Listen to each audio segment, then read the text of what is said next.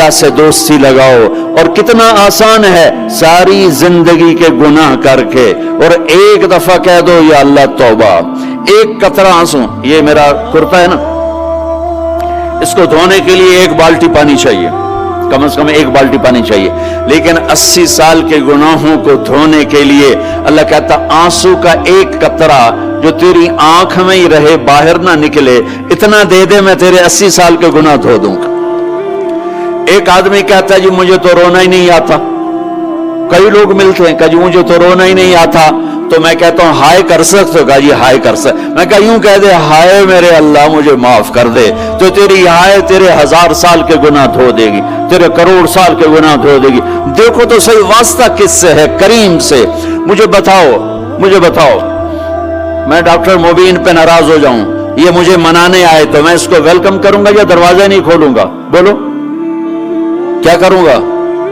Welcome تو نہیں کروں گا نا. میں کہوں گا جاؤ دفعہ ہو جاؤ، کیا منہ اٹھا کے آ گئے ہو؟ چلو ہم تو دوست ہیں. میری ماں ناراض ہو جائے میں منانے جاؤں گا، منہ ادھر کر کے بیٹھ جائے گی، منتیں کروائے گی، پیر پکڑوائے گی، خوش آمدیں کروائے گی، پھر معاف کر. اور میرا اللہ کیا کہتا ہے؟ من تقرب الیہ. ساری زندگی شراب زنا میں گزار دی، دانت ٹوٹ گئے، بال سفید ہو گئے، کمر جھک گئی. اب اس کو خیال آیا توبہ کروں، لوگوں نے تانے دیے جا اب تیری توبہ تو شرم نہیں آتی؟ کعبہ کے اسموں سے جاؤ گے غالب شرم تم کو مگر نہیں آتی. تو اور کہاں جانا ہے؟ اور کہاں نہ کہیں جہاں میں اماں میری، جو اماں ملی تو کہاں ملی. میرے جرم خانہ خراب تیرے عفو بندہ نواز میں کدھر جائیں؟ ایک ہی تو جگہ ہے. 900 چوہے کھا کے بلی حج کو چلی تو حج پہ تو جانا ہے، اور کہاں جانا ہے؟ کہاں جہاں معافی ملتی ہے وہاں جانا ہے. تم میں اتنے گناہ کریں کہ ایک بال گناہوں میں جکڑا جائے اور پھر ہم جا رہے ہیں. کہاں جا رہے ہو؟ کہ مسجد جا رہا ہوں اللہ سے صلح کرنے. تو کہے گا یہ منہ اور مسور کی دال، اس عمر میں تیری توبہ. اور میرے اللہ کی خبر کیا آئی ہے؟ میرے اللہ کی خبر کیا آئی ہے؟ من تقرب الیہ تلقیتہ من بعید. جو مجھے منانے آتا ہے میں پہلے کھڑا ہو کر اس کا استقبال کرتا ہوں. آجا تیرے تو میں نے اڈیکا ہیں، تو کدے آؤں ہوں تھی کتھے آؤں؟ آجا میرا بندہ، تیرے واسطے تو میرے دروازے کھلے ہو جائیں. کدے نکل گیا ہوں، کتھے ٹر گیا ہوں، کہاں چلے گئے تھے؟ تلقیتہ من بعید. کوئی ہے بتاؤ، کوئی ہے ایسا؟ کوئی دوست، کوئی بھائی، کوئی بیٹا، کوئی ماں، کوئی بیگم، کوئی خامن، کوئی باپ، کوئی حکمران کہ تم روٹھے کو منانے جاؤ اور کہے ویلکم مرحبا. اور وہ جس کو کسی کی ضرورت نہیں، نبیوں کا محتاج نہیں، کسی کے سجدوں کا محتاج نہیں، فرشتوں کا محتاج نہیں، اس کو منانے جو اس کو تو ضرورت ہی کوئی نہیں ہے، پھر کیوں میرا استقبال کرتا ہے؟ ترمذی کی روایت ہے بنی اسرائیل میں ایک نوجوان تھا کفل، روزانہ نئی لڑکی اپنے کمرے میں لاتا تھا. شراب اور لڑکی اس کی زندگی تھی. ایک رات ایک لڑکی کو لے کر آیا. 60 دینار پاکستان کا 12 لاکھ روپیہ بنتا ہے اور آپ کا 1 لاکھ بنتا ہے. 1 لاکھ رینڈ دے کر وہ ایک لڑکی کو لے کر آتا ہے.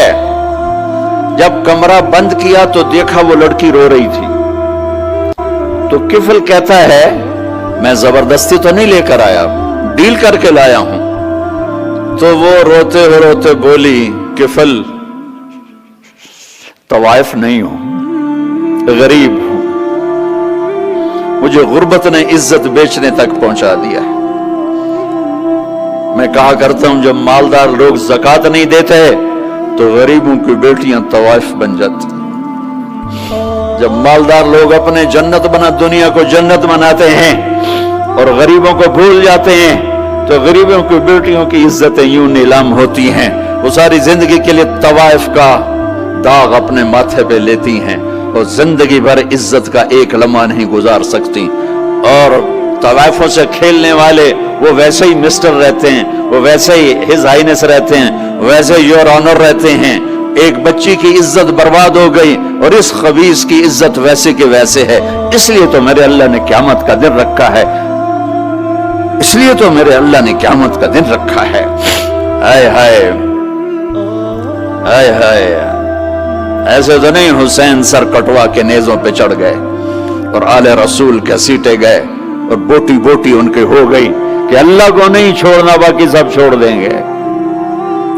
جس امت کے پاس کربلا کی تاریخ ہو وہ امت نماز چھوڑ دے، وہ امت جھوٹ بولے، شراب پی، زنا کرے۔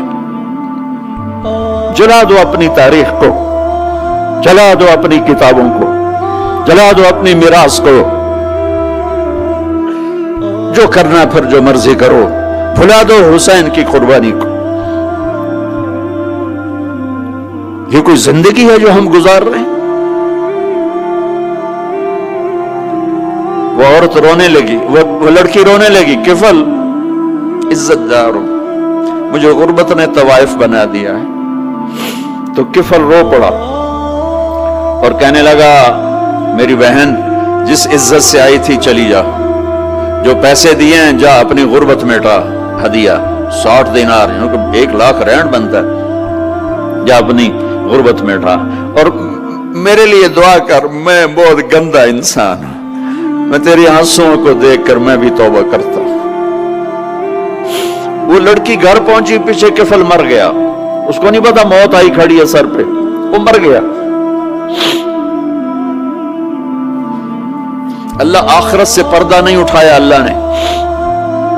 وَمِن وَرَائِهِمْ بَرْزَخٌ إِلَى يَوْمِ يُبْعَثُونَ، پردہ ہے، مر گیا، کیسے مرا، کس حال میں میرا کچھ پتہ نہیں ہے، اس کی قدردانی پہ قربان جاؤں۔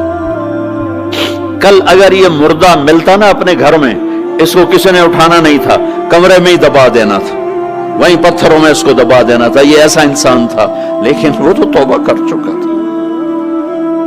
اور توبہ کے بعد کی زندگی 15 منٹ، آدھا گھنٹہ، گھنٹہ، سوا گھنٹہ، 2 گھنٹے ہے، اور 30 سال کی زندگی زنا اور شراب میں ہے، اور آدھے گھنٹے کی زندگی میں صرف نیت کی ہے۔ کل تک تو بھی سورج بھی نہیں دیکھا اور موت نے آ کے اٹھا لیا۔ صبح جب ہوئی تو لوگوں نے دیکھا کفل کے گیٹ پہ لکھا ہوا تھا ان اللہ قد غفر للکفل، لوگوں اللہ نے کفل کو معاف کر دیا۔ یہ کیوں لکھوایا؟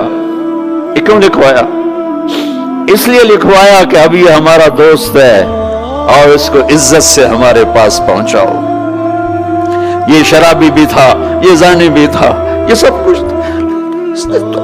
اس سے بڑا قدردان کوئی ہے کہ نیکی کرنے کا ایک دن اس کے پاس نہیں؟ ابھی آج اس نے نیت کی ہے کہ آج کے بعد میں نیک بن کے زندگی گزاروں گا، اور موت نے مہلت نہیں دی، خالی نیت پر میرے اللہ نے کیا کر دیا، اتنا بڑا مین گیٹ پہ نورانی سطر سے لکھا ہوا تھا ان اللہ قد غفر للکفل، اللہ نے کفل کو معاف کر دیا، یعنی جاؤ اس کو عزت کے ساتھ لے کر آؤ اور میرے دربار میں پہنچاؤ، یہ اللہ ہے۔ میرے عزیزو، اللہ کے واسطے اپنے اللہ سے دوستی کر لو، اپنے اللہ کو اپنا بنا لو۔